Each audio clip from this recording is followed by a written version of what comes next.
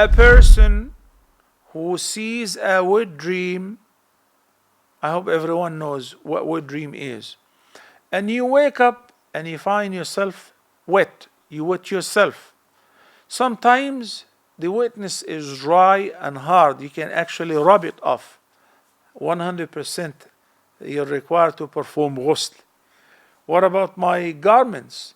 If it is dry, rubbing it off is sufficient because the mani, the sexual discharge, after it dries up, it's not impure anymore. You can just rub it off and use the same trousers if you want to. I'm not necessarily saying keep it on. I'm just saying sometimes people while traveling, some people say, I was in the plane and I happened to have a wet dream. What am I supposed to do?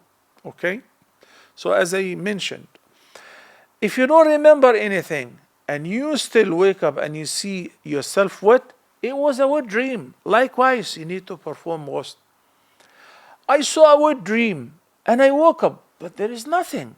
That means it wasn't a wet dream because you didn't wet yourself. Ghusl is not required.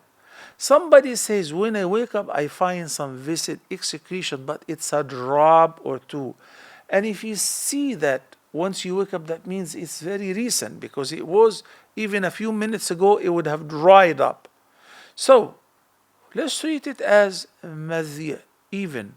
What is required is to wash your private, and if your undergarment was soiled with this drop of madhi or sexual discharge, it will be sufficient to wash it off.